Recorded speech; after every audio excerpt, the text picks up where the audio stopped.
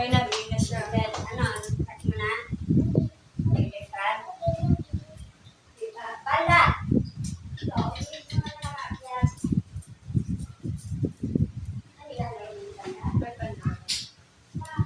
Hi po sa inyo. Ano ba to?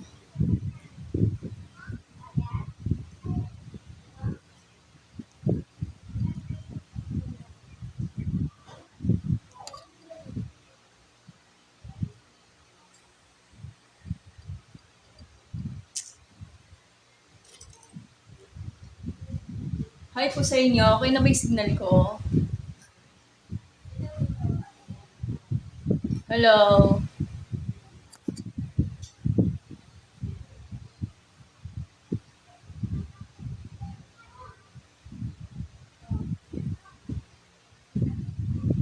Hi po. Okay na ba yung signal ko, guys? Hindi na tayo makapag-vlog dito. Hello po. Ayusin ko muna yung signal.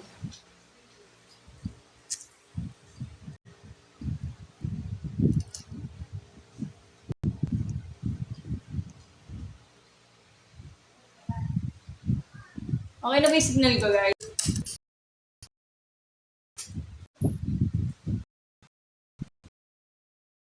Wala may signal. Ah. Hindi na.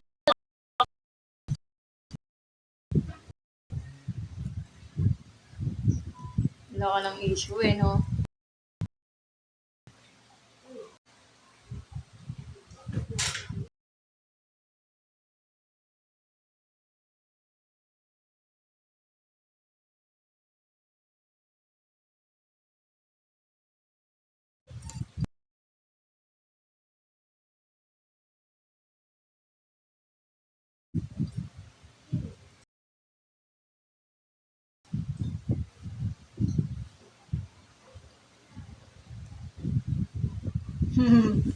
Okay na may signal ko, guys.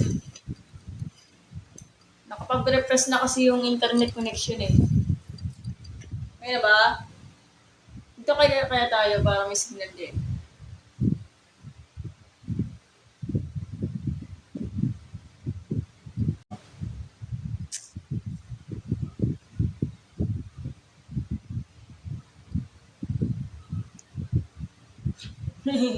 Naka 5G kasi yung ano namin eh. Internet connection. Okay na. May naglalag ba? Good connection daw eh. Sige, ano natin.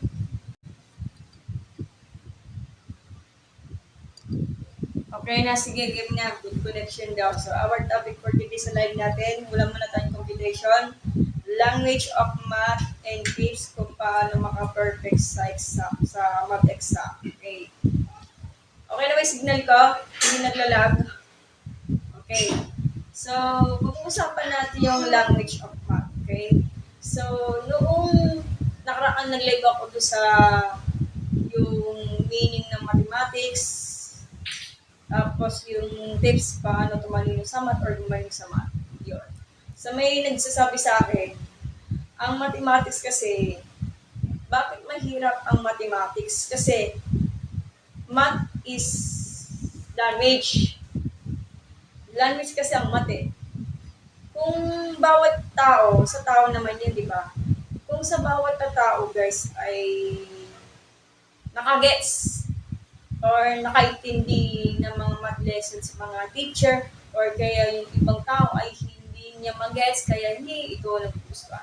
Okay na ba yung signal ko? Naglalag ba? Press 1 pa yung okay na signal. Press 2 lang pa pag hindi. Okay?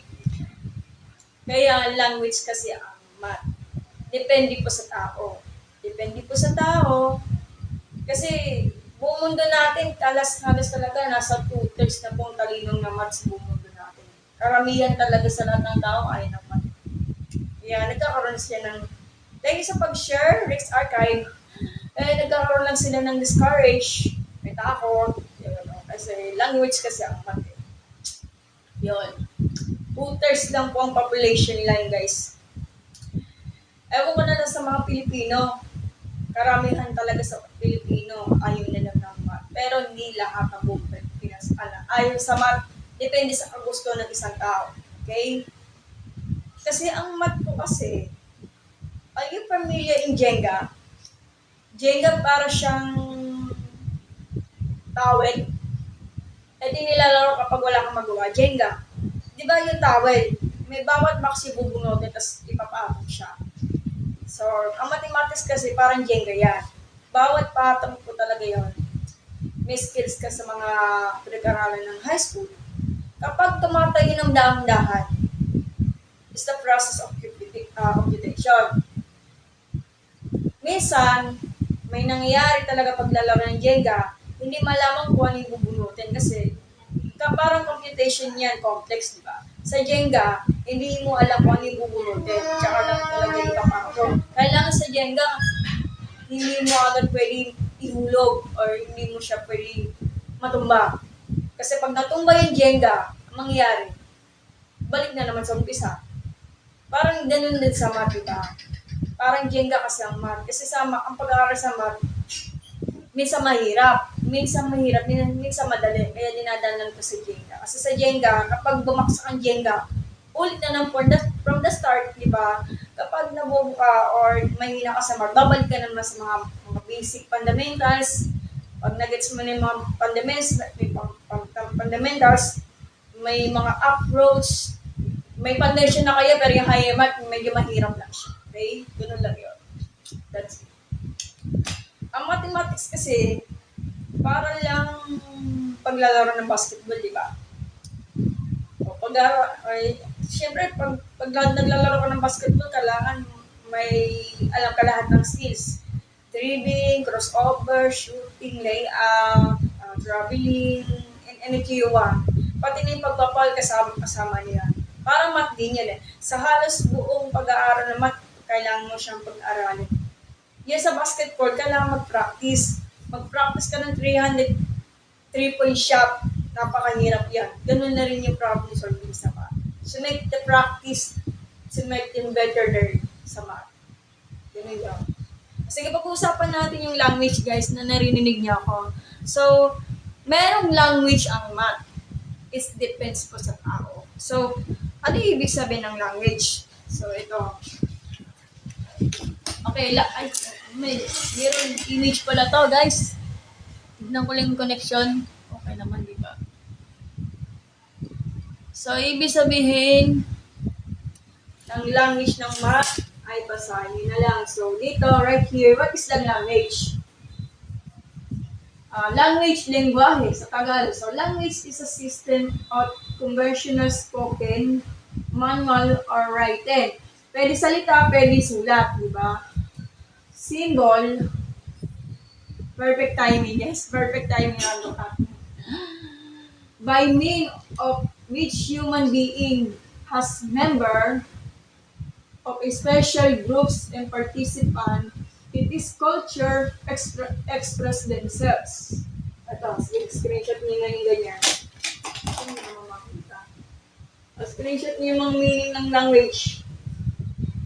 Okay? So kasi, lahat naman ng tao nakikipag-communicate, di ba? Iba ang salita ng hayop, iba ang salita ng tao. Di ba? Pag sa animals po talaga, depende. Example, yung aso, in communication sa kapwa-aso, depende po sa behavior. Kapag yung aso nagagalit, ganun yun. Kapag aso na umiiyak, ito. Ang pangit. Hindi ko talaga kabisado yung mga tunog ng aso eh. Kapag yung aso ay masaya, ganun yun. Parang tao na din yun, di ba? Kasi ang tao kasi, syempre nakikipag-communicate, di ba? Depende. Language is the important sa buong mundo natin. Same people but differing language. May English, may British, may Filipino, anything you want. Pero, kailangan talaga is communication sa buong mundo natin. Communication. Hindi natin natawag na yung language. Hindi lang naman talaga salita lang kapag nagko-communicate. Kapag nag-uusap kayo, nagko-communicate. Minsan, Kasi uso-uso na yun yung mga technology na yun. Lalo na yung tinatawag nila yung mga messenger, sa blue update, messenger, video call, yes. Kailangan nakikipag-usap ka doon. Hindi lang talaga salita. Pwede gawin writing. Kasi nung panahon namin, di pa nung uso yung mga messenger, Yahoo Messenger, Multiply, yung panahon na namin yan. So, nauuso noon yung mga tinatawag nilang sulat. Tapos, after that, ipapadala mo to sa PhilPost office. Noon yun hindi pa uso yung mga cellphone. Ngayon, sa technology na yun, sa technology noon, hindi pa nauso yung mga smartphone, messenger sa website. Ngayon, may cellphone na, may keypad na, pwede mo siyang gamitin yung communication, hindi na kailangan sulat. So, Telegram, pwede naman. Susulat ka lang yun, para makikipag-usap ka. Malayo lang naman, di ba? Kaya mas importante ang communication. Tips naman for multiplication of numbers combined with fraction. Pag-aral na mabuti, random cut, yun lang po. Yan yung lesson namin na math namin. Multiplication of numbers combined fraction. Ano lang, simple lang, depende. Kung pag-aaralin mo yung random cut, yung cancellation method, kailangan magaling ka mag-lowest term. Mixed number, kasi pag mixed number, i-involve mo siya into improper fraction. Oo. Improper fraction na lang para mas comfortable. Tapos whole number. Multiply numerator, numerator sa numerator, multiply denominator, numerator, multiply numerator sa numerator, multiply denominator sa denominator. Kung nakikita mo isang fraction bar na kapag yung is the lowest and is the highest is the cancellation method. Kailangan marunong kang talaga mag-lowest term. Okay? Ganun yun. Kasi sa buong mundo natin, kailangan talaga ng communication. Siyempre, makikipag-usap ka. Ganyan na. Kahit sa animals, parang communication din yun. Parang nag-uusap sila kasi ibang mundo natin, di ba? Sa tao, is language po, tinatawag language. English, Tagalog, anything you want, German, everything. Pero sa mathematics, kasi sa mathematics, parang communication din yan eh. For example, wala ka sa example, let's say, sino pa yung kakausapin ko? Let's say, ito yung kausap yung friend ko. Wala akong demonstrate. Halika, papademo kita. Ayaw naman. Kunwari, pwede pa sample, sige, random cut. So, kung may share break muna tayo, wala kasang kusap. Kung kunwari, random cut, kapag mag-multiply ka ng sinasabi mong fraction na may whole number, madali lang. Let's say, 1/2 times 3. Yan. Kung maglalagay ka ng 3 sa denominator, which is the 1, multiply numerator sa numerator. Multiply denominator sa denominator. So, 3/2. Pwede ganyang mixed number. Pwede ganito 3/2 or gawin mo 1 in 1/2. Or pwede naman decimal, depende po sa tinuturo ng teacher nyo. Kapag mixed number, let's say 2 and 1/2, times 4, babalik mo siya involved into improper fraction. So, 2 times 2, 4 plus 1 is 5/2. Tapos, times 4/1. So, eto nakikita nyo cancellation method, diba? 2 and 1. Kasi yung 4/2, lowest term po siya ng 4/2 is 2/1. So, sagot nun ay 10. Kaya na sabi. Ganun lang, kasimple. Kapag, may nagturo sa akin si Rando Kat, hindi pa daw marunong mag-multiply yung fraction ng whole number. Sample sa mathematics kasi, parang communication yan. Let's say, magsusolve kayo ng problem, di ba? Kailangan, yung sa mathematics, ang math nyo is, lalo na, yung sentence is kompleto. Kapag noun lang, ano ibig sabihin ng noun? Noun, for example, aso, pusa, pangalan ko, pangalan ng bagay, chair. Pag sa mathematics, sino tinatawag na variable, constant, ordered per,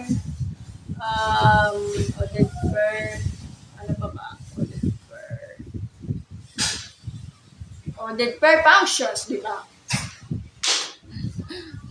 Sorry naman po kung hindi ako nakinig ng ganyan na siya. Kaya man, at least may natutunan ka rin yun lang.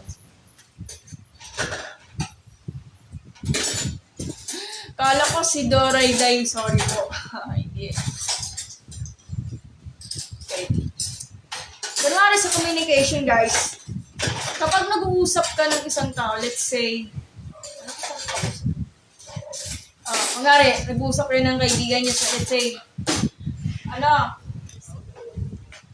ay, pasok ka na. Kami. Panda. Kami. Wala kasi ang kausap. Let's say, sa mathematics, guys, Panda. Sa loob ng panda. Lakad ka.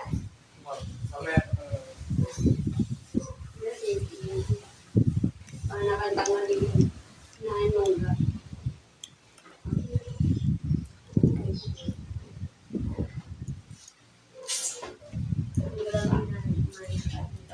o kunwari wala kasi ako makakausap dito eh. For example sample ko lang sa inyo kapag nagtatanong kayo sa kaibigan nyo, 6 Panda plus... dito, Panda. Okay. Panda. Panda, dito sa tabi. Panda. Ayaw. Kunwari, Tabi. kapag nag-usap kayo ng kaibigan nyo, 6 plus 7. 6, 7. Ano 6, 7, 13 yun? Sabi ko, joke lang, hindi lang. Ganun yun. Hindi mo pwede pagmamali ang... Hindi mo siya pwede ipag-joke, hindi mo pa siya pwede imamali ang mathematics. Sa communication, yan ay tinatawag yung grammar error. Kapag mali ang grammar, mali din yung grammar. Ganun yun. So, yung tinatawag nilang precise.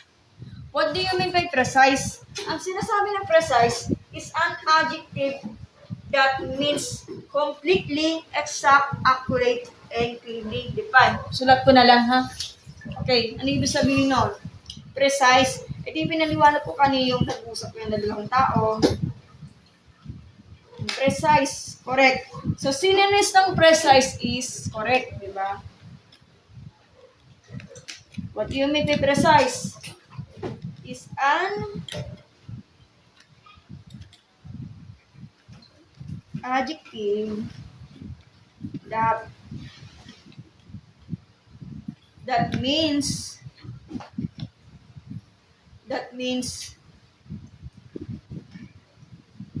completely exact, accurate. Hindi ako English teacher Huwag niyo akong ipapakus pa yung mga English na tutorial. Hindi kasi ako expert sa English.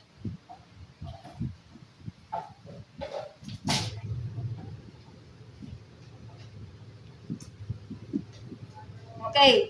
Precise Synonyms ng precise is correct. Or formal lang, guys. So, basahin niyo Ano ibig sabihin to?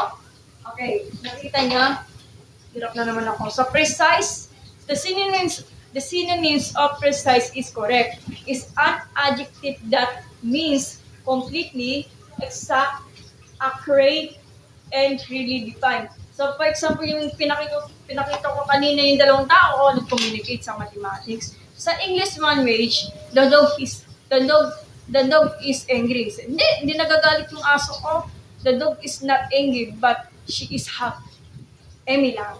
Eh, sa mathematics, yung sinasabi kanina, ano yung 6 plus 7? Sabi daw, 6, 7 daw. 13 niya. Sabi, joke lang, hindi lang. Kaya lang, i-correct mo lang daw yung pinaka language ng mathematics. Hindi mo pwede siya pagmamamali. Pag precise ka, kailangan really ka, i-correct mo yung namali mo. Yun. So, that's it. Ito yung precise. Precise lang po ito, ha? Yan. Sige, pa-play na lang po. Yan. Language lang po ito, language. Okay na. So, ulitin ko, ano ba yung language? A system of conventional spoken, manual or writing symbol by means of which human being as member and special groups and participant is the culture express themselves. Nay, lengguwahe, nay, language. May alam ka ba sa language? Di ba yung lengguwahe? Communication, pag-uusap. Di ba? Communication, di ba? Pag communication, yung ano lang, yung, di ba sa mga kamag-anak nyo na yung kailangan na communicate. Right here. Sa precise tayo, guys, ito na, is an adjective that means completely exact, accurate, and clearly defined, di ba? So, sunod naman ay consist ba yun? Hindi ko mabasa. So, given a lot of information to read, and it's a few words, oh, a lot lang daw, guys. I-ano natin to. So, try natin to, guys. Boring naman.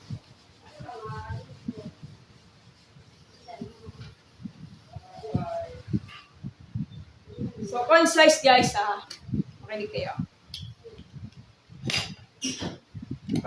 Consist of concise ba? Consist of concise. Hindi ko alam ang pronunciation kasi mahina ako dito. Consist of concise in pronunciation is giving a lot of information lang. Really. And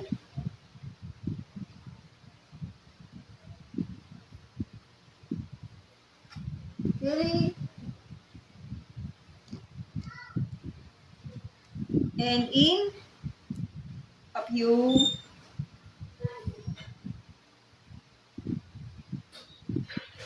words. Okay. So concise or concise baka o concise. Hindi ko alam pronunciation. So, dito right here, pag consist giving a lot of information really in a few words. For example, yung sa English language, yung tinatawag nila yung summary. Kasi kapag nagbabasa ka ng isang kwento sa libro nyo, di naman porkit susundan yung libro nyo is susulat mo na lahat. Kasi syempre mahaba yung kailangan. Pag nagbabasa ka rin ng isang nobela or isang tula, kailangan summarize po. Depende po sa iyo. Pero sa mathematics, yung tinatawag nila is strict kasi mahaba. For example, i-multiply mo yung 180 sa 12. O di ba napakahaba yun? Para sinasummarize mo lang yung matrix. Kasi yung 120 times 12, pwede mo siyang gawin as a trick kasi may lang naman. So, yan na tinatawag na concise or concise. Hindi ko alam yung pronunciation. Okay? That's it. Ano natin ito? Pag hindi nyo kasi naintindihan yung language of mathematics. So, ito yung susundan natin sa base lang po sa tinuro ng licensed electronics engineer. So, siya yung nagtuturo ng MNW ng college. So, sabi dito, mathematical language, vocabulary, grammar, community of people, or range of meaning. Pwede yung vocabulary, hindi kasi ako expert sa English, kaya huwag niya ko tanongin. Hindi ako expert. Kasi kailangan po talaga sa vocabulary kapag magaling ka sa English. Sa mathematics po talaga, kapag yung mga meaning, kailangan magaling ka. Yung tinatawag nila yung mga mathematical analogy or mathematical meaning, kailangan nyo. So let's say sa mathematical language, kapag yung sa Tagalog, kunwari, depende po sa, para sila ng spelling pero magkaiba ang pronunciation. Let's say,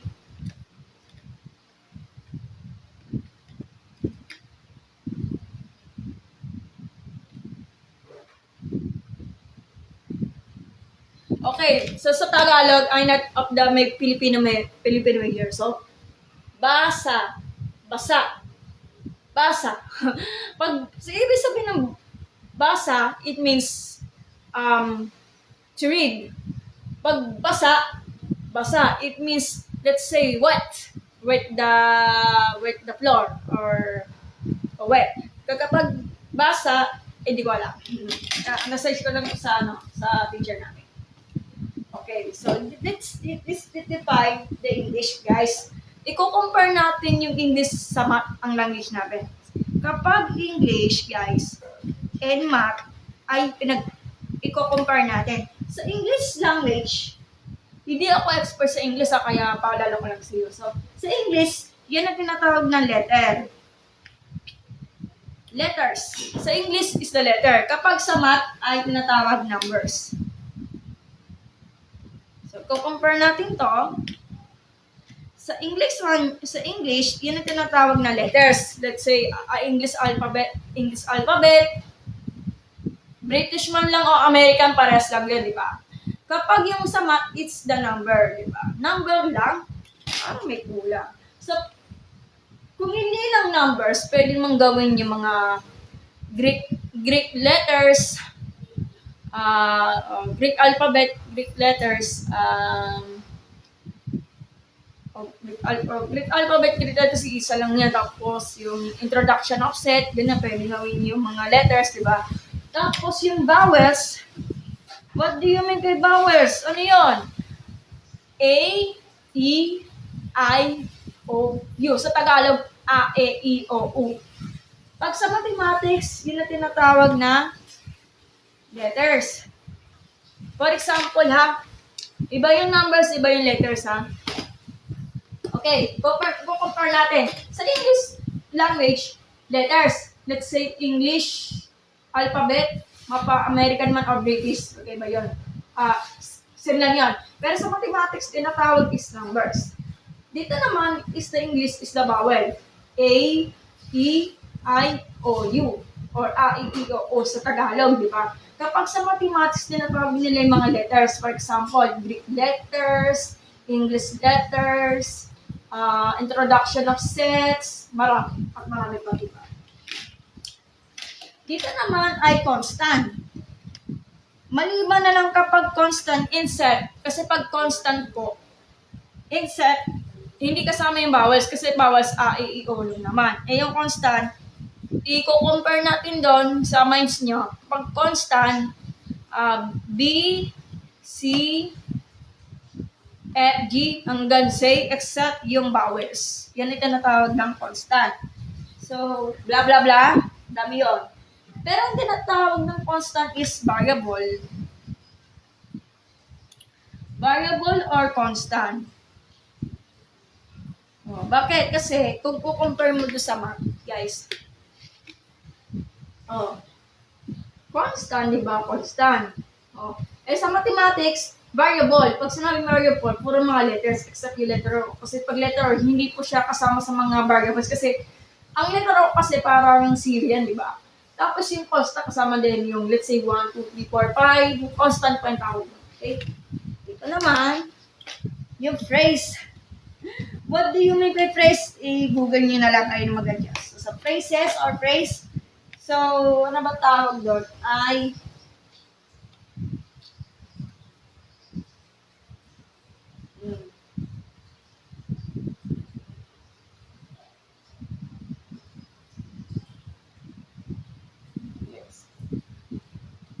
O, let's say, example an example. A, B, C, X, Y, Z, 0 to 9 terms. Okay, tama na. Ay, hindi pa pala yan. Hindi kasama yung terms. Tama na. Okay. So, pag phrases, hindi ko kasi sure yung mga English major, yung phrases. Example, sa mathematics example, A, B, C, X, Y, Z, 0 to 9, etc. Sunod naman ay words. Salita. Sa English word, kapag sa mathematics, yan ang tinatawag ng algebraic expression. Algebraic expression. Let's say, example 3x minus 1. So, that's a kind of the algebraic expression. Kasi wala nga siya equal. So, compare natin. Oh my God. Yan. Nakikita niyo ba? So, words sa English. Kasi sa math is algebraic expression. Example, 3x minus 1. Sample pa lang yan, Sentence, yung sentence is the English is the complete the sentence, di ba? Kompleto. So, sentence. Pag gagawa ka ng isang paragraph, di ba? So, sentence. Kapag sa mathematics, yan ang tinatawag na equality. Equality, inequalities. For example, Sample pa lang ha, ay x squared y plus k. O. O, kunwari lang ha, c squared is equal to a squared plus b squared. Sample pa lang yan ha. Eto, yan. That's it. So, sa word, sa English, guys. Kanya ba? Sa sentence is like, sa English, yun na tawag ng sentence. Kasi, kailangan talaga sa isang paragraph, kompletong-kompleto. Kapag sa math po, yun yung tinatawag nilang, equality, inequalities. Example, x squared plus y squared. Tapos, c squared is equal to a squared plus b squared. Example pa lang yun. Pwede naman gawin greater than x squared plus y squared is greater than or less than to 9. Sige, kompleto natin para sa maintindihan. X squared plus y squared is greater than equal to 9. Sample pa lang to ha. Sample pa lang yan.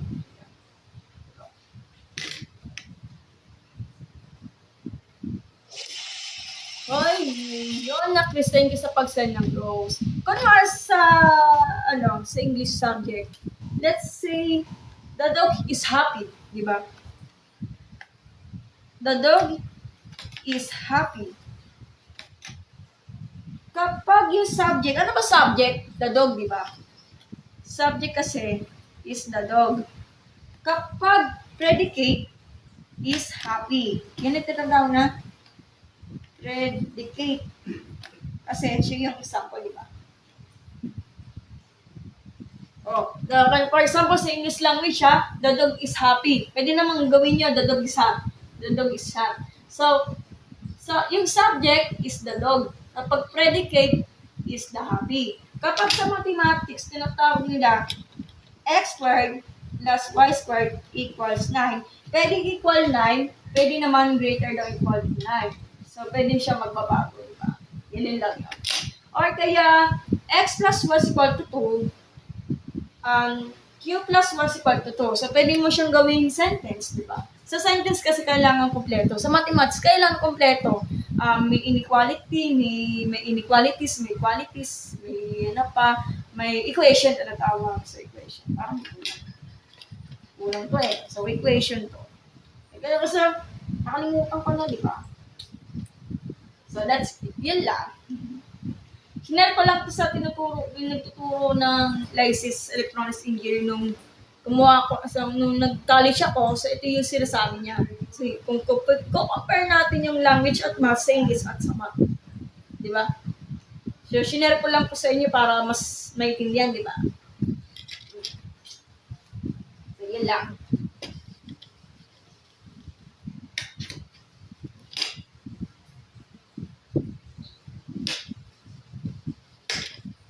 So, dito right here, ako na ba?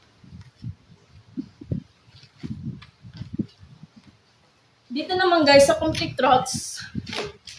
Paras naman to, di ba? So, sa complete truths, English versus math. So, example, he loves math kapag mathematics 3x minus 3 is equal to 9. Sentence ang tawag doon, di ba? Wala na, ilang naman. So, symbol, compare natin, hindi ko na po susulatan. Next agad. Sige. So, i-compare natin sa sulat na to. Let's say, symbol, name. So, example, yung symbol, English alphabet, pronunciation. So, example, English alphabet, numerical, Greek letters, grouping symbols, and special symbol. Hindi ko na isusulatan na. I-compare natin dito. So, yan. Symbol lang. English lang. So, pag yung name, noun. Yung isa naman sa math is expression. Complete thoughts, sentence, equation. Ito yung symbol Sample pa ito, symbol. Yung English language, English alphabet,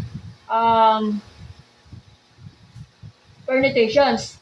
Sa mathematics kasi, English language,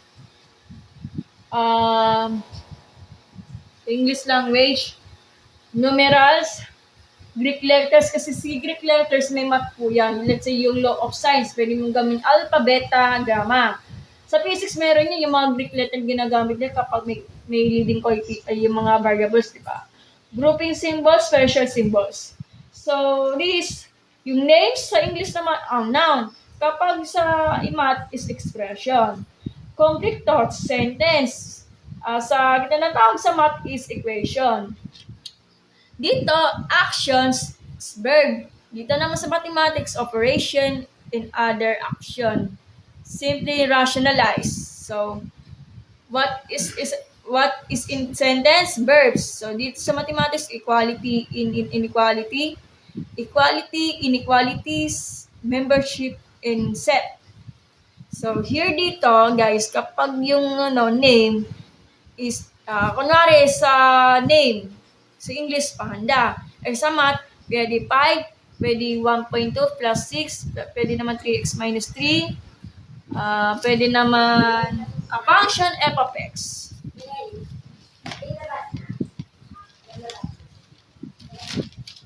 Pag synonyms, the same meaning, di ba? Pareho ang salita, pero ibang spelling. Synonyms ang tawag to. Sa English, group. Okay. Okay. So, sa English, i-compare natin. So, group to association. Sa mathematics, yun ang tinatawag na 1 plus 2 plus 3 plus 5 and 8. 1 is equal to 1, 1 half plus 1 half. So, yung tinatawag ng grouping. Like this. Ano nga yung mga apps na yun, yung pwede kang maka-access sa mga books? Library Genesis lang po. Try niyo po, Library Genesis. Sa website lang po to, Library Genesis. Tapos sa English, yung noun, ginatawag ng noun, di ba? Para hindi nakita yung mga sulat na lang natin para makita.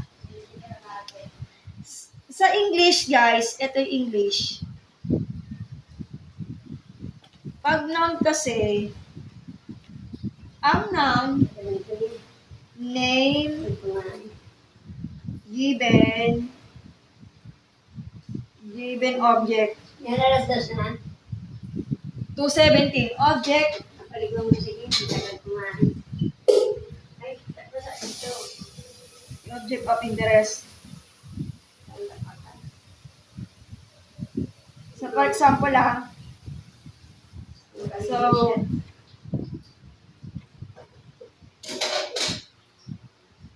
person. Ano yung example ng person natin? Says, di ba? Dito naman ay place. Laguna.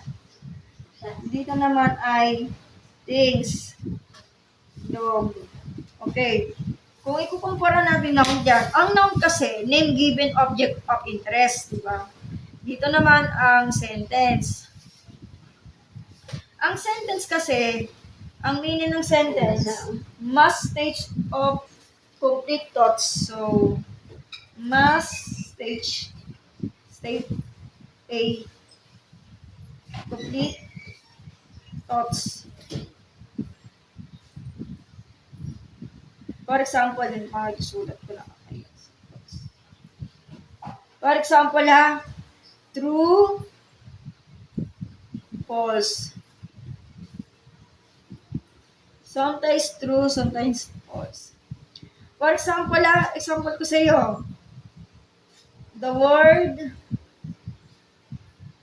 dog begin with the letter D is the truth. Pag false, the word dog with the letter F. Pag sometimes true, sometimes false, the dog is black. Okay, kung i-compare natin, guys. So, ito yung English, sample pa lang ha. So, ilalakayan natin. So, noun. Pag noun, name given object of interest. Okay. Interest ba ito tawag doon?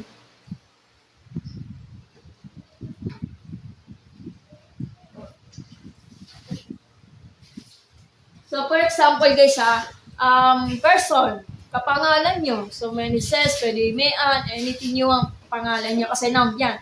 Pag place, lugar, Laguna, Metro Manila, anything nyo man. Tapos yung things, bagay, pwede aso, pwede laruan, anything. So, yung tinatawag na noun. Sa kabila naman, guys, so sentence, must state a complete thoughts. Pwede true, false, may true and false, tapos sometimes truth, sometimes false, yung pinakadulo. For example, yung true, the word dog begins with the letter D. Is that true? Kasi tama na naman. False, the word dog begin with the letter F. That is the false. Dapat D yan. Sometimes true, sometimes false. The dog is black.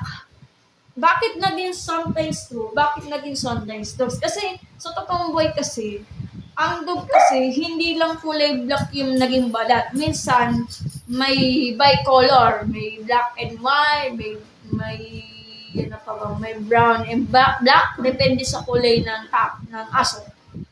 So, meron sometimes true, sometimes false. Okay? Nagets niyo? English pa lang yan, hindi kasi ako marunong English. Maalam sa English. Dito naman guys, sa mathematics ay kakaiba.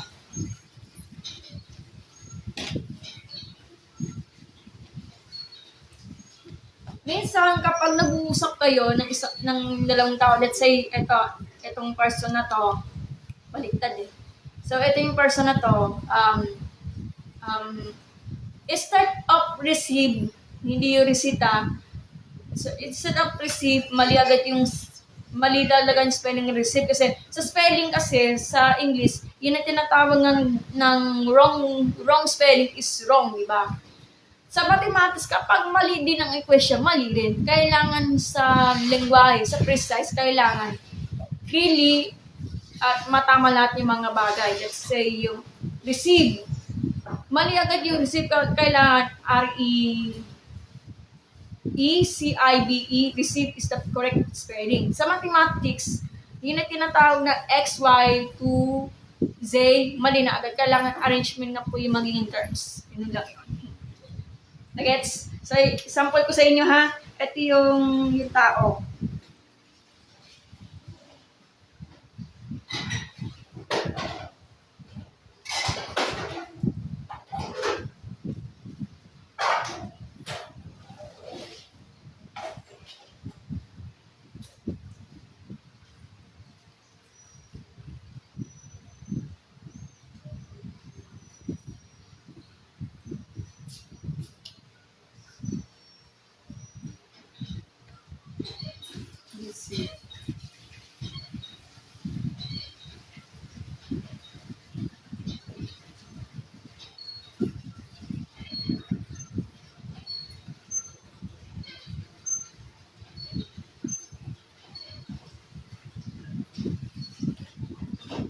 Sinailangan namin yes, wait lang.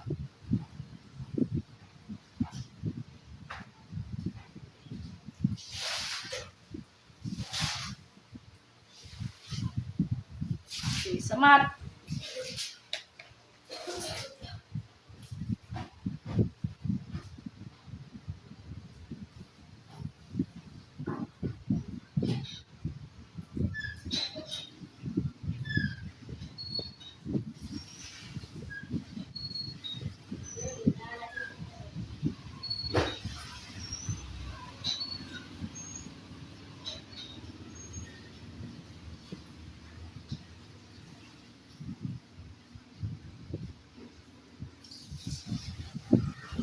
Ito, panwari lang ha. Kasi minsan, Jungkook. Ano ba yung mga nagtatyping nito? Meron pa nagko-comment dito?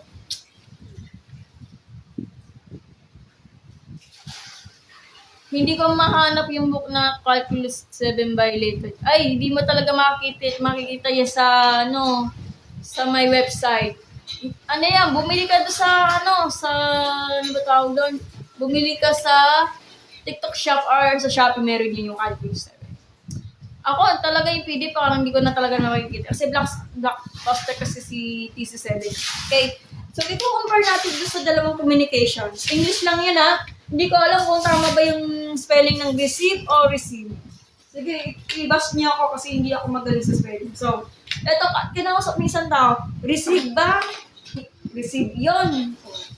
Tapos sa mathematics, 2ZYD plus 2? No. 2BYZ plus 2 yun.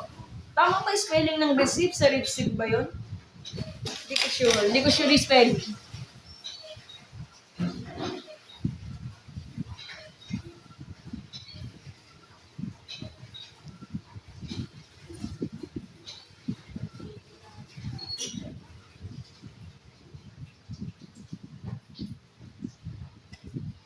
Receive. Okay. Hindi mali pala ako. Okay. Receive. Receive pala. Hindi, pinapaalala ko yung spelling. Receive pala yun. Sure nga talaga ng spelling. It's receipt. Sige, it's receipt na lang. Di ako expert pagdating sa English. Kaya ayoko magtuon. Kasi mamali-mali talaga ako. So, yan. It's receipt. Yan. Sa English po talaga, kapag yung precise, kailangan tamang-tama really po. Kaya nito, isang lalaki na mali-mali na agad, diba? Ang mali na agad. Ito naman is correct, diba? It's receipt. Dito lang sa mathematics, kailangan may arrangement. So, unahin muna ang numerical coefficient bago po muna mag-variable. Kailangan yung variable, alphabetical term, ha? Plus yung constant, depende sa gilid. Diba? Ama ba? Tama ko yung pronunciation. Sige. Iyan na. Diba? Sige. Receive na lang? Ano ba yan? Ayaw mo na. Sige, bagway natin to. Ano, para Tagalog na lang yan, ha? English speaking kasi to, eh. Receive ka lang. Receive ka lang. Okay, bahala na. Sige, natapos na natin yung language of mathematics, ha? I'm sure na sana may natutunan. Sige, pwede kayo mag-comments. May natutunan kayo sa language of mathematics. Communication kasi ang Kasi ang math kasi, language yan. Agree ka ba sa abortion? Wala yata sa usapan natin sa live, ah. Hindi kasi ako agree sa abortion. Ayaw kasi ng mga pare na ipapalagdag mo yung abortion. Kasi wala namang kasalanan ng bata, eh.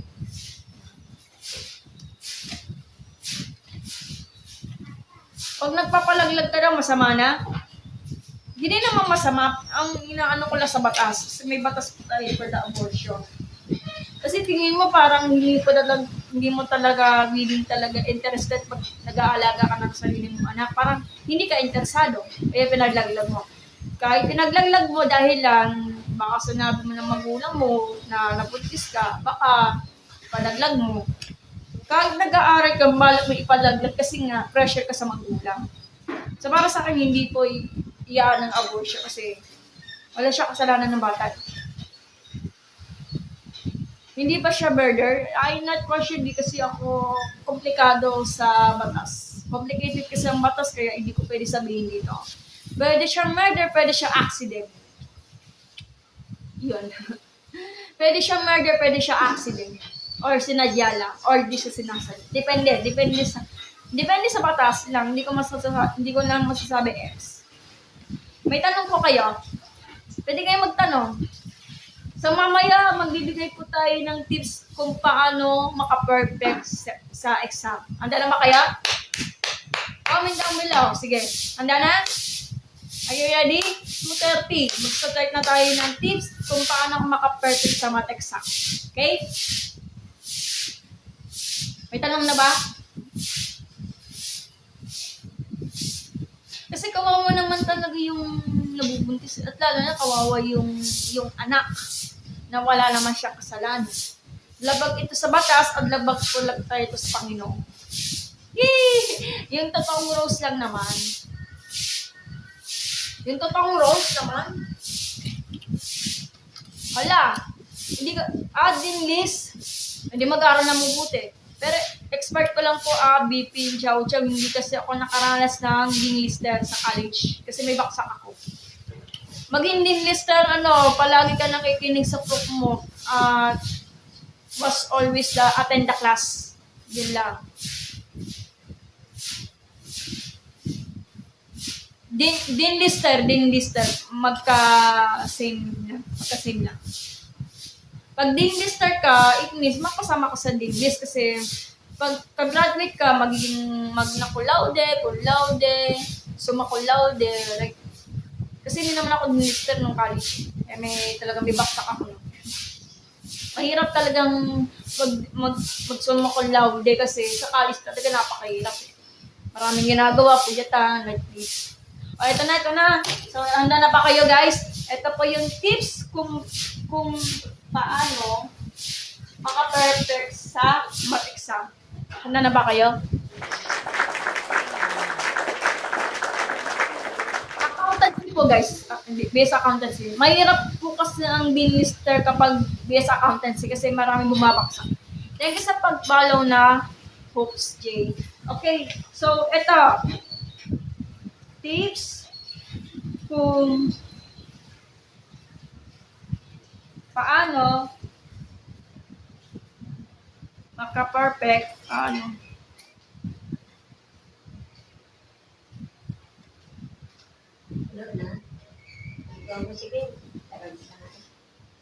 Okay, tips kung paano maka-perfect sa math exam or anything. Mag-exam lang po tayo. Hindi ako summa cum laude. Hanggang second year lang po. Summa cum laude daw ako. Suman total. Okay, tips kung paano maka-perfect sa math exam. Number 1. This is the important, ha? Tips kung paano maka-perfect sa exam. Number 1 ay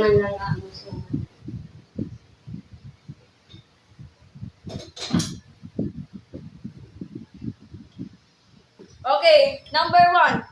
So, tips kung paano maka-perfect sa math exam. Number 1 is sumabit. Yes, sumabit. Sumabit talaga sa grades. Okay, tips number 1 is time management. This is important.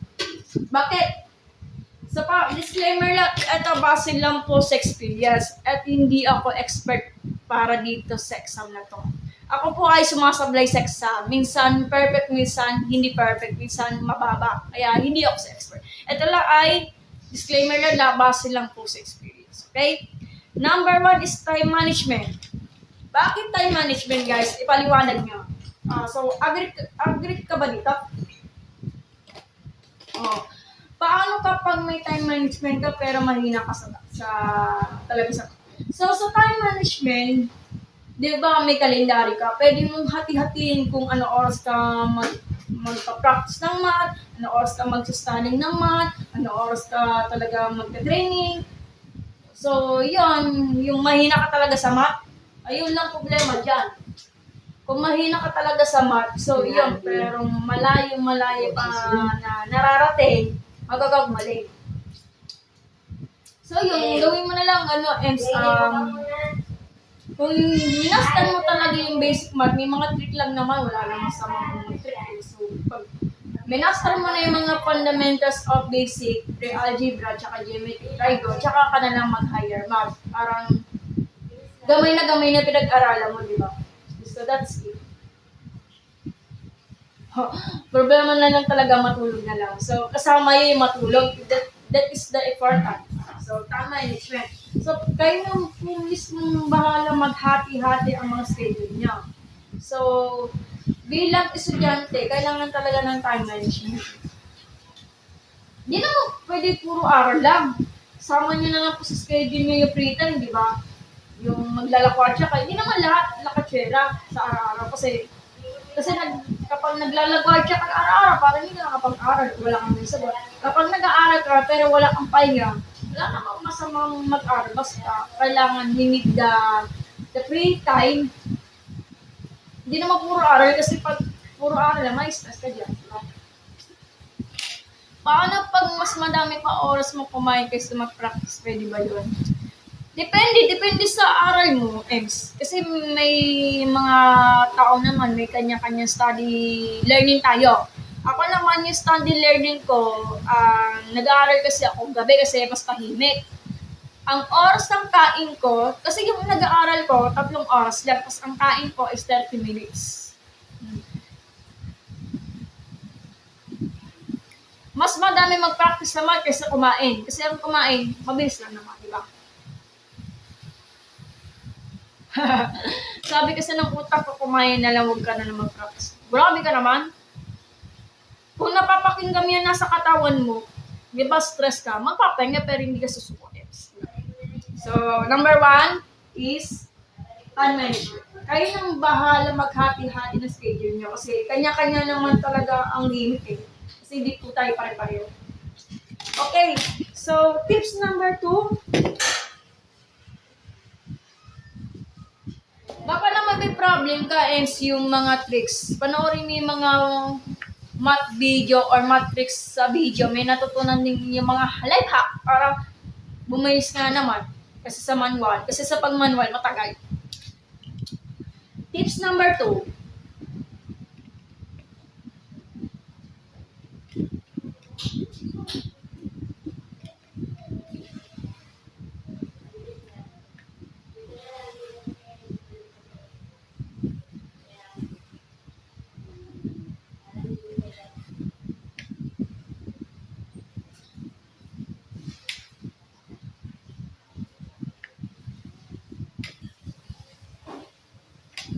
Okay, so tips number 2 kung paano maka-perfect sa exam. Importante to, huwag kayo malilipas kayo ng gutom. Kakain kayo pero importante. So, tips number 2, eat brainy and healthy foods. Normal lang ba mahimatay habang nagsusolve ng math equation? Mahimatay ka? Baka gutom lang yan. Para sa akin, muntik ako himatayin pero hindi naman ako hinimatay kapag nagsusolve. Ano lang sa parang nanghihina talaga ako kasi gutom ako. Depende sa experience. So, tips number 2, eat brainy and healthy foods. Baka kasi kinakain niyo puro Jollibee, puro McDo. So, this is not sponsor. So, kainin niyo yung mga brainy foods, healthy foods. For example, yung mga brainy foods is mani, dark chocolate. Sa healthy foods, yung let's say itlog. Yung itlog mas important kasi protein kasi itlog. Chicken, gulay, di puro chichirya. At syempre sa inumin, kape pwede kaya lang moderate kasi sa kape kasi caffeine kasi ng kape. Tapos, uminom ka ng gamot, pampatalino, vitamins, importante. Para kasi unti-unti ako pinapatay yung X and Y. Grabe ka naman, Ems.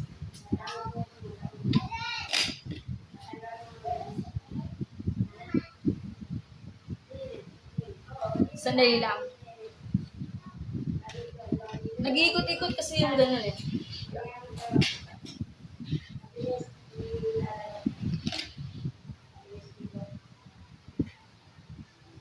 Okay, walang naman Ems. Basta kapag nanghihinaan ka ng loob, humingi ka ng tulong sa Panginoon. So, Jesus is the important. Kahit masungit ka man or hindi ka mahal ng Panginoon, mamahalin ka. Kapag pagod ka, magpahinga pero hindi susuko. Kasi baka na-pressure ka, baka iniisip mo na professor, ay, hindi ka papasa, late ka naman sa pagpasa ng project. Baka iyan iniisip, baka nagkaroon ka ng pressure sa buhay, kaya napagod ka. Kasi walang naman ends. So, kailangan, guys, ang kinakain nyo ay healthy at brainy, mas important. Kasi yung ginagawa ko, nag-exam din ako. Hindi naman puro chichirya. Kasi pag chichirya, kasi sa UTI. Ano yung tuturo, Bams? Ano yun? Okay, tips number 2, eat brainy and healthy foods.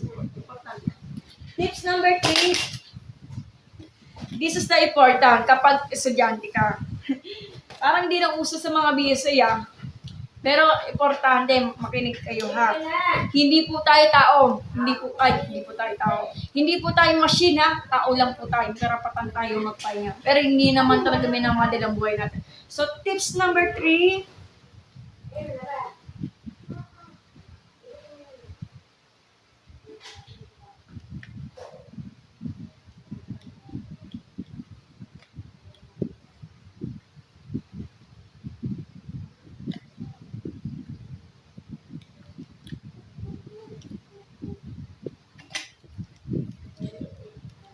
Okay. Parang hindi na uso gusto niya sa ibang course, depende. So, paalala ko lang, depende po sa tao yan at may kanya-kanya study habit, okay? Hindi tayo tao. hindi tayo tao, hayop tayo. Grabe naman tayo. Okay, tips number 3. Tips number 3 ay sleep 7 or 8 hours a day. Tao tayo, di ba? Pero sa ibang kurso, parang dinalalaos yung salitang tulog, di ba? Sa accountancy namin, by me, kasi sa experience namin, nakaranas naman ako ng walang tulog ng isang araw. Pero bilang tao, may karapatan akong talaga matulog. So, importante ay matulog kayo ng 7 oras or 8 oras sa isang araw. Kasi kailangan sa brains natin, di ba? Kasi yung pagtulog natin, doon kasi magpa-functions or magpa-process yung utak nyo kapag natutulog kayo. Kasi pag hindi kayo natutulog, iniisip nyo parang natataranta kayo, namamali-mali, nawala kayo sa katinoan nyo. So, this is the important na matulog kayo. Tao tayo, hindi tayo machine, hindi po tayo hayop. Kapag kayo daw, mag-comment kayo. So, this, kung paano maka-part of sa exam is sleep 7 or 8 hours a day. So, pabor kayo dito or tutol. Kayo, boss, ilang oras kayo natutulog? So, sa akin, normal sa isang tao as a adult is 8 hours. As a adult, huwag niyo gawing 10 hours yung tulog. Parang tulog na yata ng sanggol yan, Yes, tama ka. And have a good rest, your brain will function well and also productive. Yes, tama po kayo. Yes, kailangan may pahinga. Pero hindi ko alam kung depende sa course nyo. Kasi sa course namin ng DSA, nakaras nga kami. Minsan, isang araw hindi kami nakatulog dahil papalapit lang kasi yung deadlines ng financial statement, balance sheet. Well, napakahirap. Number 2 po, yung binanggit ko yung number 2 is eat, brain, and healthy foods yung number 2. Number 4 is Oo nga, tama ka. Parang hindi ka na mag-iisip. Pero wag naman yung matutulog ka tapos hindi ka na mag-iisip agad po naman. Ilang oras po natutulog ang bulag? Hindi ko rin alam, hindi kasi ako bulag. hindi ko yung masasagot. Binanggit ko na po una yung tips number 2 ay kumain ng eat, brainy, and healthy foods. Pagkain. Kumain ka ng pagkain para sa brain, kumain ka ng pagkain para sa pangangatawan. Okay? Kailangan matulog. Whatever. Whatever yung bulag, baka siguro. Kasi nga pag bulag nga naman, huwag mo kasi aapin yung bulag Pang-aapi na yan. Okay, tips number 4. Okay na tayo dito. Ano po more kayo sa ganyan or depende sa kurso? Kung kukuha kayo ng PhD and Master, makakaranas po kayo ng walang tulog. Gusto nyo? Kasi medyo natatakot po ang magpang-professor nyo yung about sa thesis. Thesis, di ka makakatulog. Oo. Else, kung related ka sa thesis kasi, kailangan wala kang tulog. Kasi medyo nakakatakot yung thesis, di ba? Pag papasa ka ng oral recitation, oral defense, kailangan hindi ka matutulog. Sa tao, kailangan matulog. Sa exam, kailangan tayong matulog, di ba?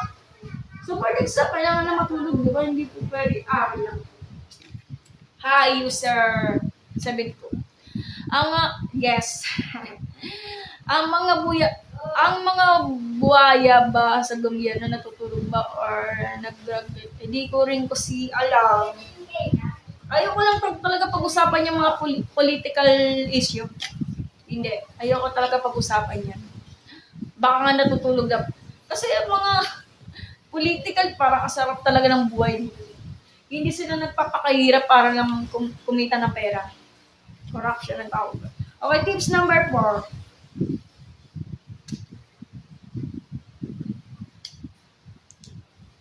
Mahaba to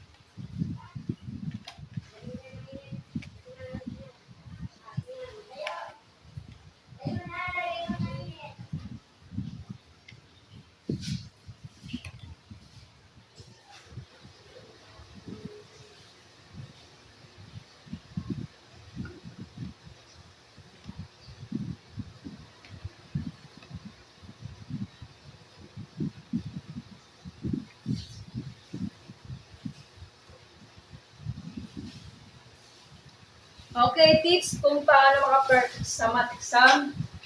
Depende po sa tao. Tara, mapasahin natin. It should be sometimes is not the talking about politics as the real the audience now. Sometimes talking the speaking about politics as the weird na nangyayari sa Pilipinas. Oh, yung nangyayari talaga sa Pilipinas. Kaya nagkaloko-loko talagang Pilipinas na yun. So, tips number 4. So, ayun na lang. Using Pomodoro techniques or different study life hack depends on your study habit. Ito paalala ko lang ha. Kaya nga note eh. So note, study learning is subjective. Pagpar kayo dito. Yes, freedom of speech. Kaya nga siguro sa freedom of speech. Sino dito yung mga mahilig mag-aral? Ako sa kasi nag-aaral ako, gabi ako kasi tahimik. Tsaka tahimik at ayaw ko nakastorbo. Menamos ka na anak, hindi ko po eh. Istoy batukan kasi ako. Grabe ka naman. Batukan pala. Sino yung willing po talagang mahilig mag-study? Minsan to the point, yung kapag nasa-study, like yung pamangkin ko, nag-aaral siya habang tumutugtog ng Spotify. Kasi maingay para sa akin, hindi eh. Ang mangyayari kapag nag-aaral ako habang nakikinig ng radyo ng malakas, so no, kasi natataranta ako. Tsaka namamali-mali din ako minsan. Depende. Kung gusto niyo gumamit ng Pomodoro technique, just go. Pero may kanya-kanya po tayong study learning tayo. Yung Pomodoro technique hindi nang ginagamit kasi sa kulang daw sa oras. Or kaya payment techniques, hindi ko rin alam yung mga tawag doon. Yes. I'm not using techniques if half mabuting classmate na nakukuha na ng answer. Sama talaga, no? Ano pa ba kayo dito? Wala na ba? So, study learning subjective niya. Kasi yung kada tao may kanya-kanya kasi study learning, yung mga study learning nila. Yung mga, example, yung pamangkin ko, nag-aaral siya kapag midnight. Spotify habang nasusulat kasi ayaw lang ma-stress. Ako naman, nag-aaral ako naman daling araw kasi tahimik at wala nakakastorbo sa akin. Just araw lang. Yes, pabor ako dyan. Pwede ba 100 tips? Ay, 1,000 tips. Dami naman nun. Wala na akong naisip ng 1,000 tips ha. Jesus 04. Okay na ba? Tips number 4, basahin niyo na. Tips number 5.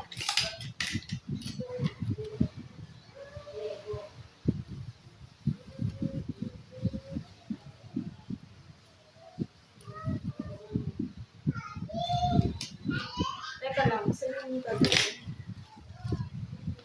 Inaano pa yung turtle? Yan, tips number 5, masyado ito mahaba.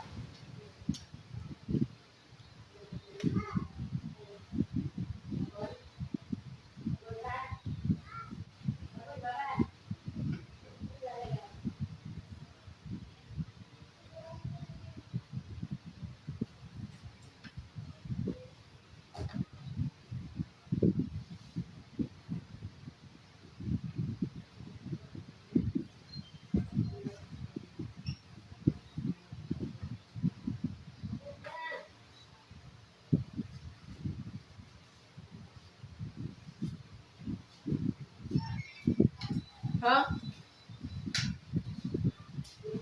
Paano pakinggan?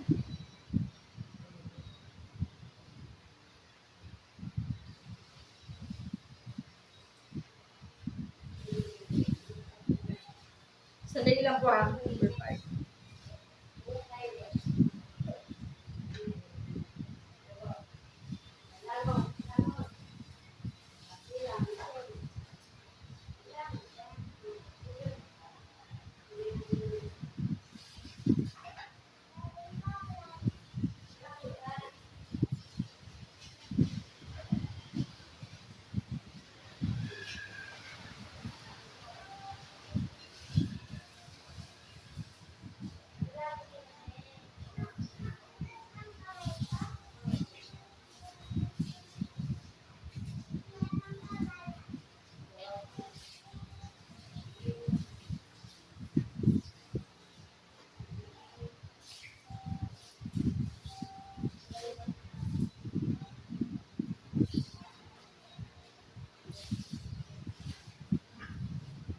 Okay, so tips number 5, guys.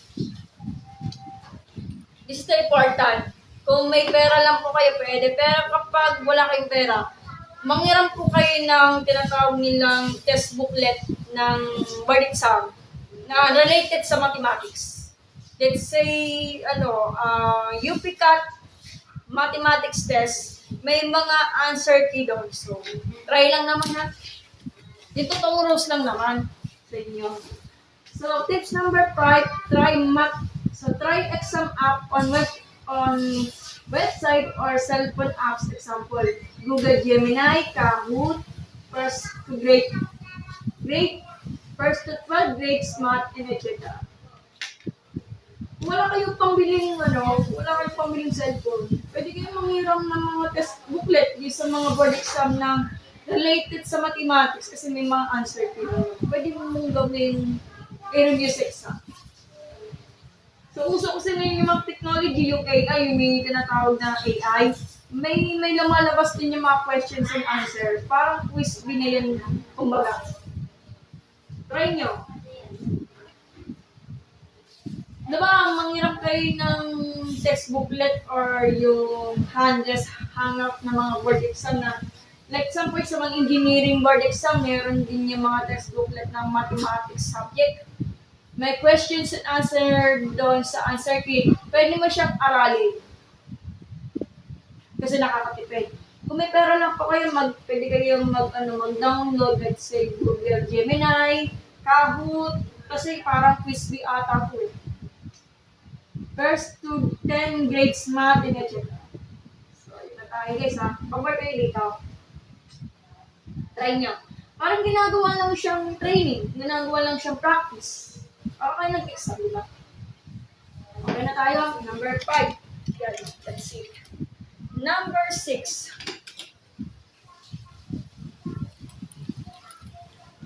Number 6.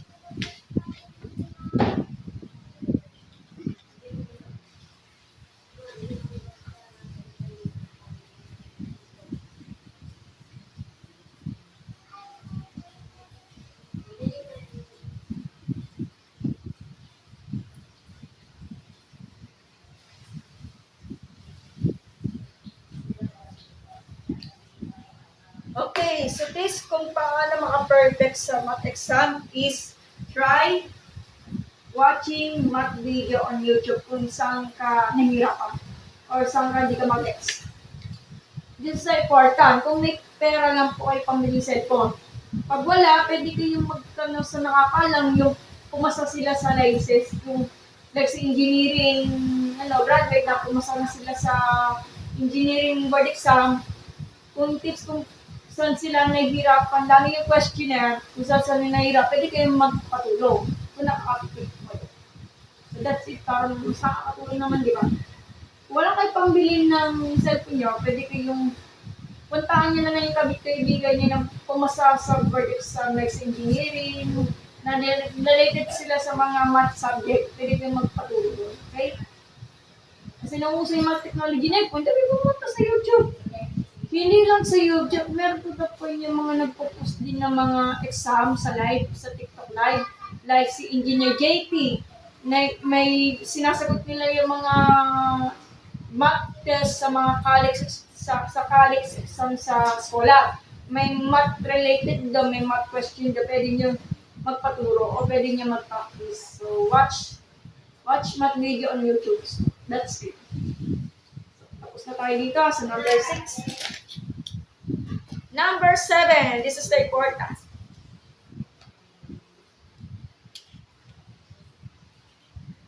Number 7 is,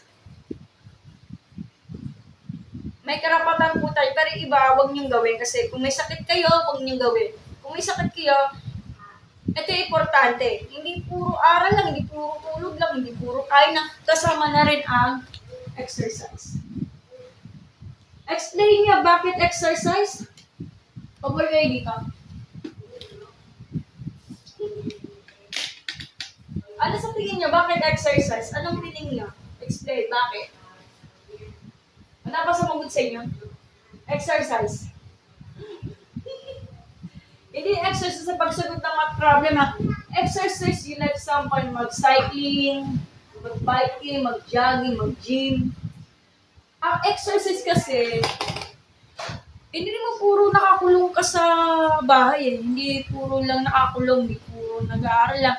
Asama na lang natin yung pag-exercise. Kasi nga, kapag nag-exercise ka sa buong body natin, it means, sabi ng doktor, we need the exercise or mag-gym para lang tumalino yung brace natin. Kasi para nagpa-function po yung brace natin, kaya po tayo nag-exercise. Hindi puro nakakulong ka na sa bahay. Kasi kapag nakukulong ka na sa bahay, parang madedepress ka, maan yung mental health nyo.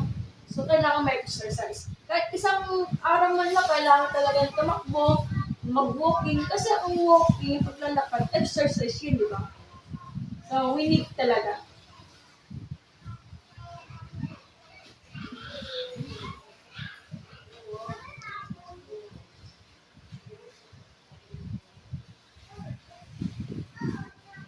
We need talaga yun. Kailangan exercise. Exercise sabi ng tao. Kasi meron dito ba yung mga estudyante, puro nakakulong talaga sa bahay, hindi yung puro aral. Kailangan, bigyan mo lang oras ng mag-exercise, mag-gym.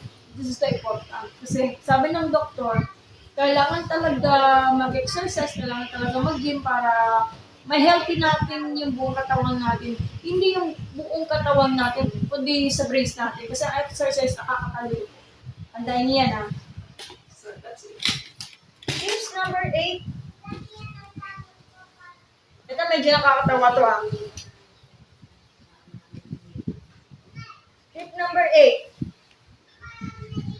Study group.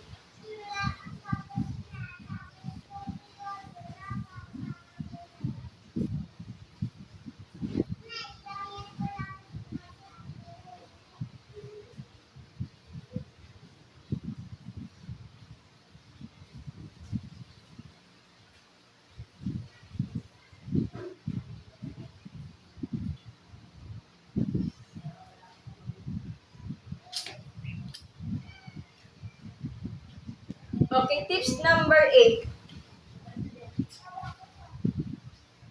This is important. Kapag yung hindi po kayo mahilig sa makikipagdaldala, like, umalis na lang po kayo. Mag-aaral kayo mag-isa. Pero yung study group niya, hindi wala naman masama ng study group kasi kailangan ito ng communication, di ba? Tips number 8 is study group, not a marites. Chismosa. O chismis. Gusto kasi na yung mga marites na yun, di ba, nakikipagdaldala. You know, noon, chismis ang tawag. Ganyan yun. Sa salitang marites, parang chismis. Study group ha, hindi pagiging marites ha. Ano? Napang kayo? Ano pa kayo dito guys sa study group? Ano naman yun? Wala ba kayong comment guys?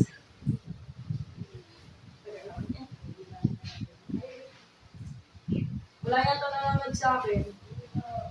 Kasi kailangan ka ng group study, depende pa sa ninyo. Sa akin, minsan lang ako nag-group study. Ang mangyari, kapag nagkikipag-chismis sa mga kaibigan ko, ang gagawin ko, umalis na agad ako kasi ayoko talaga magsayang ng oras. So, minsan lang nag-study group ako kapag may nakarinig ako ng mga lessons. Pero kapag pagdating sa chismis, parang nauubusap ka na ng oras sa time. Tsaka sayang lang talaga sa time, sayang lang sa oras. Sayang na naman saan ko parang oras para sa yun. So, ano ka na lang, mag-solo study ka na lang. Gusto mag-group study. Kasi iba parang hindi yata talagang nag-aaral na bubuti or kaya tinatamad na sila mag-aaral. Dahil ay dinadaan talaga sa chismis, parang sinisira mo lang yung distraction mo. So, for me, minsan lang ako nag-group study. So, mas maigi na mag-isa na lang ako mag-aaral. So, self-study, o na lang ang story ko sa akin. Pero, minsan, pero totoo po eh. Nag-group study naman po ako para marami na ako natutuwa sa grade ko. At least, may dagdag kaalaman naman. May dagdag kaalaman naman, di ba? Okay, wala na ba? May cover kayo dito, guys? Ipopost ko po yan sa YouTube para, ipopost ko po yan sa YouTube after ako mag-live, ba? Okay, tips number Okay, study groups, not in marites or chismis. Para ako nila. Ang chismis lang po yan, nakakaubos ka talaga sa oras at hindi mo talaga magagawa ng gusto mo. Kaya nga chismis. Huwag ganun. Huwag naman ganun. Okay, tips number 9. Malapit na akong matapos. Next po, Sai. Tips number 9. This is the important. Tips number 9. Organize.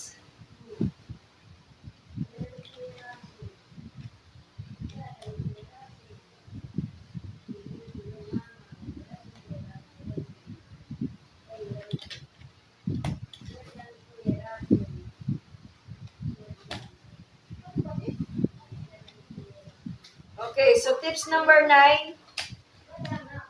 Kailangan yung kinopya mo sa exam, ikumpleto nyo na rin. Kailangan make sure yung notes nyo organize, ha?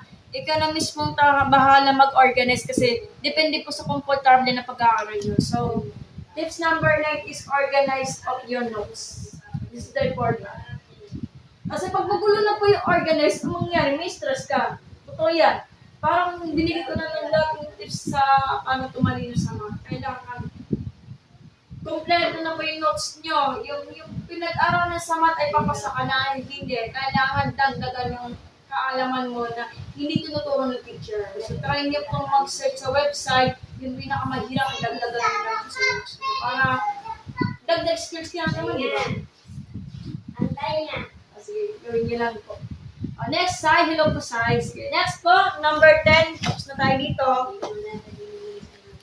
Sa mga kakapasok lang ng live, uulitin natin yung mga tips.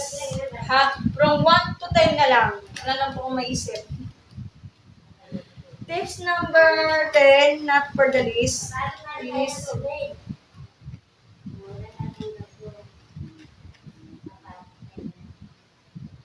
oh,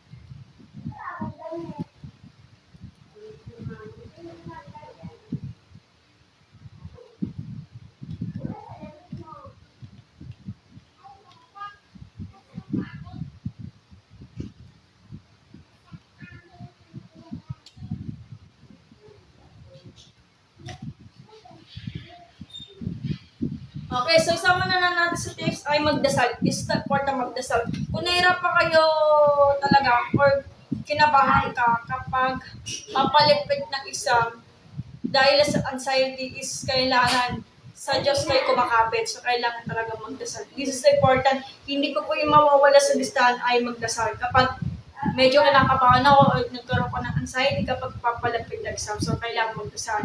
At iwasan ang mga distraction like this. Kaya po tayo, Team Raisa. Hindi ako si Team Raisa, ha? Hindi ako si Raisa. So, meron dyan, iwasan ang mga distraction. Ano ba example ng distraction? FB, chismosa, tamad, party-party, ML. Iwasan nyo na lang kapag papalapit ang exam.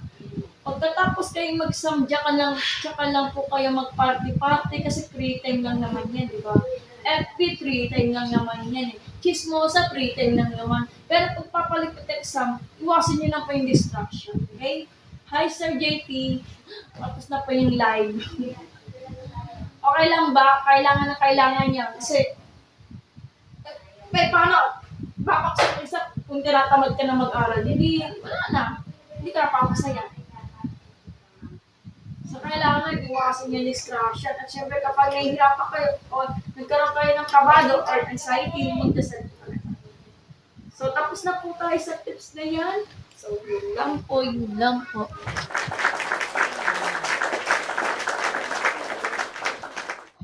So, i-check ko lang po yan sa YouTube kasi mahaba to. So, tapos na po tayo doon sa tips kung paano maka-perfect sa math exam at yung mga language of mathematics. Sa mga kakapasok ng live, uulitin ko. So, tips kung paano maka-perfect sa math exam. Number 1, time management. Number 2, eat bread and healthy foods. Number 3, sleep 7 or 8 hours a day. Kailangan talaga. Excuse me, hindi ko. Number 4, using Pomodoro technique or different study life hack depends on your study habit. Notice, study learning is subjective. Number 5, try exam apps or math games on website or cellphone apps. Example, Kahoot, First to 12 grade maths, etc. Kung wala kayong pambili ng cellphone, pwede kayong manghiram ng hangouts ng board exam na related sa mathematics, sa mga kakapasa ng board exam. Okay? Number 6, try watching math videos on YouTube. Kung wala, pwede kayong magpatulong doon sa nakakalam sa math na pumasa doon sa engineering board exam. Kasi parang na makikinig po kayo ng mga tinuturo ng yung pumasa doon. At least may natutunan ka. Number 7 is exercise. Importante yan. Number 8, study groups, not a chismosa. Pakiusap lang. Group study, not a chismosa. Number 9, organize of the notes. Importante yan. At number 10, syempre, hindi mawawala ang magdasal. At iwasan ang distraction. Example, FB, chismosa, ML, party, anyone. Sige, screenshot nyo na lang po ito. Parang hindi na ako paulit-ulit, nakakatamad ng paulit-ulit. Nakahulso. Yan. Share na lang po yung study tips nyo ha. Screenshot nyo na lang po. Nakikita nyo ba? Hindi ko na po yan na ano nga kasi paulit-ulit na ako. Nakakapagod naman ho. Kung okay lang naman, pag hindi umapected ang aking study learning ko sa exam, baka hanap na lang po kayo iba kasi may kanya-kanya po tayo study learning natin. So sabi nga nila, study learning is just subjective.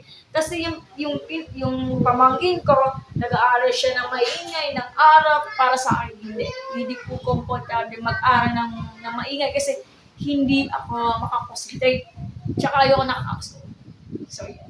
That's it. So, ipopost ko po yan sa YouTube after ako mag-enlight. Tapos yung mga nakalista, ipopost ko po yan sa TikTok para alam nyo. Sa mga estudyante lang naman na gustong maka-perfect sa math exam or any related subject, pwede naman i-share to. Kasi paalala ko lang, base lang po sa experience at hindi po ko expert guys sa inyo kasi minsan naka-perfect, minsan hindi. Rate niyo po galing niyo sa math from 1 to 10. Ilang po? Rates ko po, ano yung grade ba yan? Just code it? Okay, i-rating natin. So, wala na akong type. Sige. Rating ko lang ha. Tapos na ako. Sige, i-rate natin ang basic math. Okay, basic math tayo. So, umpisahin natin yung basic math. I-rate ko yung basic math is, since kakaumpisa ko lang talaga mag-aral na math, para sa akin, 5/10. Bakit 5/10? Bakit? Kasi nung nag-umpisa ko din ako mag-aral ng basic math sa second year college, kasi hirap na ako. Learning decimal, hirap na ako dyan kasi nakakalito. Pero yung ibang math, dyan ako talaga gumaling. At minsan, nadidistract ako kasi minsan pamali-mali pa yung arithmetic. Diyan nakakalito talaga. Pagdating sa decimal, doon ako nahihirapan.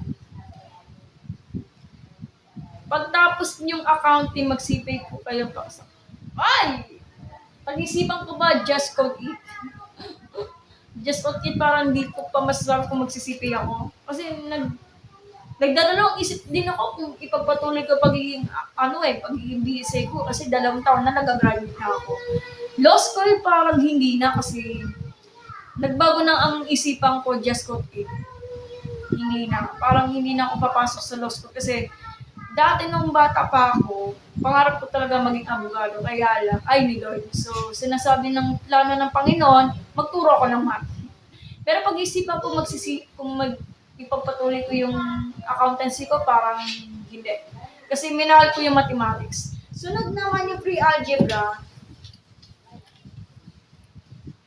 Okay, rating natin yung pre-algebra.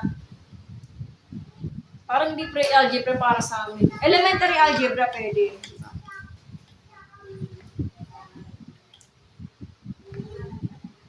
Ang elementary algebra para sa akin, 4/10. Bakit? Kasi hindi pa ako marunong sa math. Alam mo bakit? Kasi hirap din ako sa elementary algebra. 4/10 yung rate ko. Bakit? Kasi lalo na yung pinag-aralan about sa roots of integers, yung may negative. Negative 4 plus 10, doon ako nahihirapan. Kapag negative 7 minus 10, doon ako nahihirapan. At syempre yung factoring, special product, hirap na ako. So, ang rate ko, nung nag-aaral pa ako ng first year, 4/10. Yun. Para sa kasi nakakalito. At namin nyo yung intermediate algebra. Okay. I have BSc graduate na friends na working as bangko na may handles. Yes, alam mo, just code it kasi pangarap ko talaga magtrabaho sa bangko. Kaya kumukuha din ako ng BSc kasi nung high school, hindi ko alam ano yung kurso kukunin ko kasi mahilig talaga ako sa mathematics. So, sising-sisi talaga ako pagkuha ng BSc kasi math kasi ang BSc, ilang pala, hindi naman pala. Kasi may lost subject kasi ang mga BSc. Push mo lang. So, intermediate algebra o algebra 2.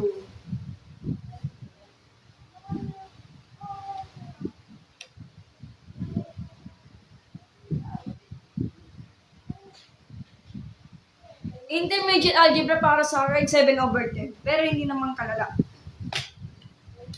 Magaling magturo ng intermediate algebra. So, shoutout ko kay Mang Cecil ko. Nasa Texas. Okay, so eto, intermediate algebra, ang rate ko is 7/10. Kasi magaling yung teacher namin dun noong second year high school. So, nagets ko naman pa yung mga concept at doon ako na-motivate ako mag-aral ng math. So, 7/10 yung intermediate algebra.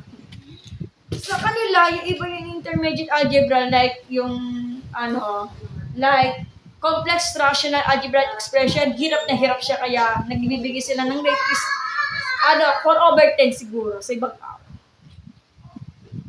Hindi pa ako nakaranas ng taxation sa BSA. Since second year lang ako, hindi pa ako nakaranas ng taxation. Pero base lang po sa kaibigan ko ng BSA din, graduate po sila ng accountancy. Sabi ng classmate ko, mahirap pa ang taxation. Yes, depende sa tao. Pero yung sa kaklase ko, nahihirapan po sila sa taxation.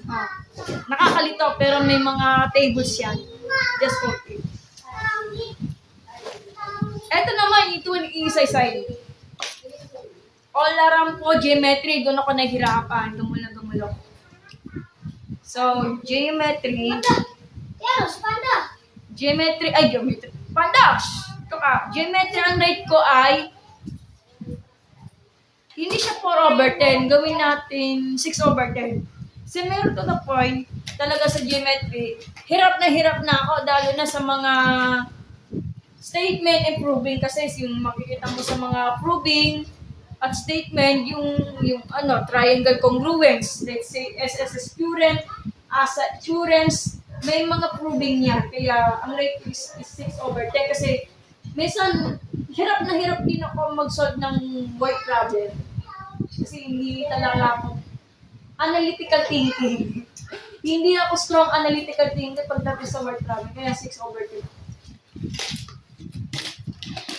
Pag nagtulik ka po ba ng third year ka na or kailangan bumalik? Depende sa Depende do sa registrar office kung nag-uusap kayo. Depende sa pag-usapan ng registrar office. Kung itutuloy mo yung BSA, nasa third year ka na, pwede ka bumalik. Pero pag nag-ship ka ng course, balik first year ata, or kung ano yung na-stock mo, let's say third year ka na. Depende po sa Depende po sa register office kung makakatuloy ka na sa third year. Pag hindi, first year. So, depende sa eskwela na pinapasukan. Hindi ko yung masyadong sagutan. Trigonometric, trigonometric, doon ako na-enjoy. Pero mahigit ang teacher namin niya, si Ma'am Garcia, trigonometric.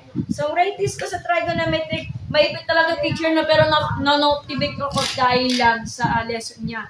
So, sa akin, 10/10 na gusto ko yung trigonometric. Kasi nakaka-enjoy, lalo yung trigonometric identities tapos unit circles. So, I rate the trigonometric is 10/10 kasi may kasi teacher namin noon, si Mr. Lucia, hindi lang siya tatatanan. Kailangan, hindi lang pagsusort lang, kundi explain na siya kung bakit yan pa talaga. So doon ako na-enjoy yung trigonometric identities, yung lalo yung magic hexagon, yung pagkakamay, nag-enjoy ako doon, yung polynomial, ba tawag doon? Synthetic division, doon ako na-enjoy. Long division reminders, doon ako na-enjoy. Pero pagdating mo sa mga, business math, ratings ko lang haba nito. Business math,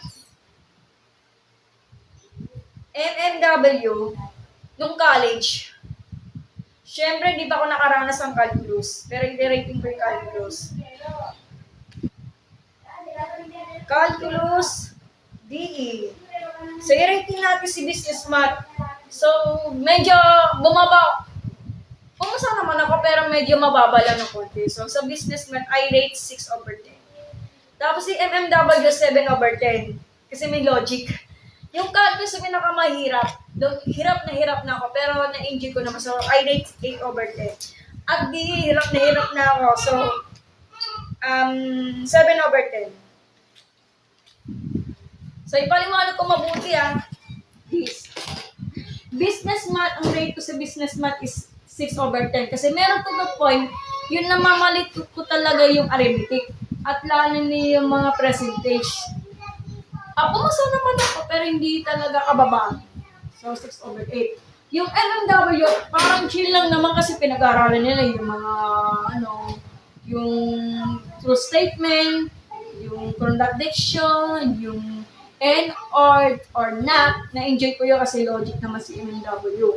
Yung calculus, doon ako hirap na hirap kasi kailangan yung sa calculus may bangka talaga yung mga fundamentals of math. Pero na-enjoy ko naman calculus gawa ng integrals, yung droppings. So, yan, 8/10. Differential equation, hirap na ako. Lalo na yung mga, yung elimination of arbitrary constant, tapos yung verify solution. So, medyo nakakalito. So, 7/10. So, yun lang. Wala na bang tanong dito?